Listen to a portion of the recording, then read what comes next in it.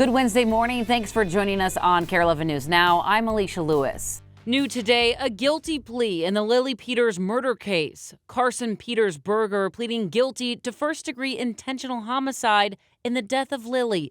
Peters-Berger was then sentenced to life in prison with a chance at parole after 25 years. 10-year-old Lily Peters was found dead near a walking trail in 2022, hours after being reported missing. Her cousin, who was 14 at the time, was charged with first-degree murder and sexual assault. This morning, we're diving into a new report from Minneapolis police on the Annunciation school shooting and the 911 response. This, of course, as the community is preparing for a day of resilience tomorrow, 1 year since the deadly tragedy took place. Audrey Russo has the report and some never-before-seen evidence. That's right. This report spans thousands of pages. It outlines the damage done to the church during the 2-minute-long shooting. It describes how long it took to load all the victims in the ambulance, which was under 20 minutes. And this document gives us a little more insight into the shooter. In interviews with the shooter's father and ex-girlfriend, both reported they had no concerns about the shooter's behavior. The shooter's father told the BCA that others did have concerns about their interest in airsoft guns. Now, the shooter took their own life after killing 8-year-old Fletcher Merkel and 10-year-old Harper Moisky. More than a dozen others were hurt. We spoke to a professor who studies the impact of school shootings on communities. She said reports like this one, while deeply disturbing, can provide victims some measure of closure. I think a lot of people are still processing what happened, right? This was not that long ago. This was less than a year ago. It's a lot more than just the moment, the day it happened. It's the road afterwards, that healing journey, that recovery. Now, this report does contain some large redacted sections, including the names of juvenile witnesses and victims. Back to you. As we mentioned, tomorrow marks that 1 year since the tragedy. The community is calling it Annunciation Remembrance Day. Be sure to stick with KARE 11 for stories of resilience, both on air and streaming right here on our app. Today, a St. Paul man accused of $125,000 of Medicaid fraud will make his first appearance in court. He's one of 7 charged in what the Justice Department is calling the largest healthcare fraud takedown in the U.S. Court documents accuse Tremaine Lamar Jackson of defrauding the Minnesota Medical Assistance Program. According to the complaint, he claimed to provide more than 6,000 hours of services in Minnesota, including during a nearly 2-year period he was a basketball coach in Kansas. Jackson is charged with 8 felony counts of theft. Also happening today, 2 men convicted in the massive Feeding Our Future fraud scheme will face a judge for sentencing. According to the U.S. Attorney's Office for the District of Minnesota, Ahmed Abdullahi Gari and Abdi Hakim Ali Ahmed both claim to be operating child nutrition sites in St. Paul. Both pleaded guilty last year to wire fraud and money laundering. Today, St. Paul residents will get a chance to weigh in on the use of flock cameras across the city. The city council is hosting a special public meeting at 4:30. Right now, there's 12 flock cameras in St. Paul. Police run 2 of them, while Ramsey County Sheriff's Office runs the other 10. Supporters of the camera say they help police solve crimes faster. However, others say they're concerned about who has access to the cameras and the data that they store. This morning, Wisconsin officials are monitoring air quality in one town after a natural gas leak. Take a look at this video. It's pretty crazy. This is drone video out of Saxon, which is about 2 hours east of Duluth. The leak came from an Enbridge pipeline. The company says an unoccupied semi-truck rolled into an open excavation site yesterday morning, hitting the pipe and releasing all of that gas. Thankfully, no one was injured, but as precaution, nearby homes were evacuated and the power was shut down. The sheriff's office has not shared if those evacuations were lifted. The U.S. and Canadian tariff trade battle is hitting a new level this morning. Canada is now planning to match U.S. tariffs dollar for dollar. It comes in retaliation to President Trump's newest 50% tariffs. Canadian officials announcing new levies of 15 to 50% on more than 700 American goods. Canada also signaling it would consider cutting some exports to the U.S., a move that could especially hurt here in Minnesota.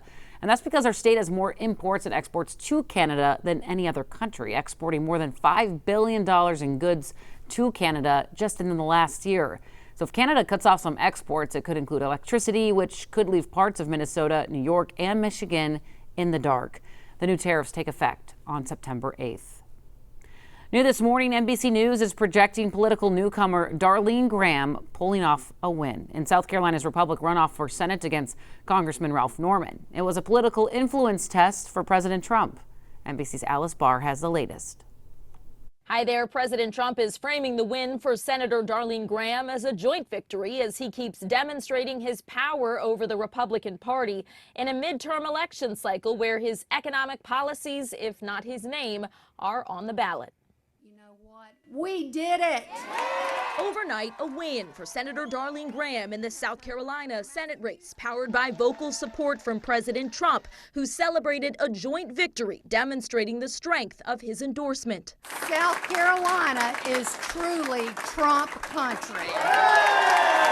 Graham secured the Republican nomination over Congressman Ralph Norman, who had zeroed in on her lack of national political experience. I hate it for the state. I really hate it for the state.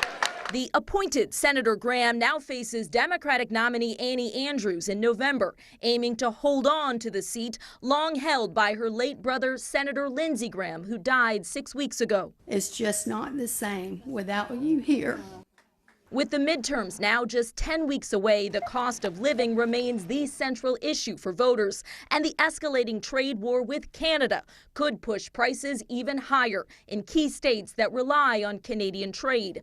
Border communities like here in Washington state especially worried. Tariffs like these are going to end up destroying small businesses. Canadian officials vowing to match new U.S. tariffs on Canadian goods after negotiations broke down. When the United States of America asked too much and offered too little, we made a choice.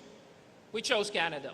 Starting September 8th, Canada slapping 25% tariffs on American appliances, dairy and fish, 50% on steel, aluminum, and paper. That after President Trump, who insists Canada has been ripping off the U.S., imposed a 50% tariff on about $20 billion worth of U.S. imports from Canada, from dairy to clothes, building materials, and hockey sticks. President Trump is also floating the idea of renaming Lake Ontario to Lake America, saying he doesn't think the U.S. will be doing much business with Ontario any longer. In Washington, I'm Alice Barr. Back to you. Well, this morning, 2 people in Pennsylvania are dead after contracting measles, the first deaths from the disease in the U.S. this year. Measles cases in our country have been on the rise, with the CDC reporting more than 2,700 already this year. That's the highest in 35 years. Officials say 2 people who died in Pennsylvania were not vaccinated. Health experts blame declining vaccination rates for measles resurgence, which was considered eliminated in 2000. Measles is also spreading in parts of Iowa this morning. Health officials there are saying 17 cases have been confirmed. And this morning they're identifying a pizza ranch in southern Iowa as a possible exposure site. The restaurant says it's increased cleaning to reassure customers. Right now, fans all over the world are remembering Dolly Parton less than 24 hours after she died following a short battle with cancer. As tributes pour in for the 80-year-old country music icon, Governor Tim Walz is ordering flags across the state to be flown at half staff. Megan McPherson's at the live desk with more reaction to the legendary singer's death. Yeah, so just hours after Dolly Parton's estate revealed the icon had been diagnosed with cancer before her death, tributes now pouring in from across the world, everyone from musicians, entertainers, actors, former presidents. I'll show you those in a minute, but so many reactions from, again, around the world coming in since this news dropped yesterday.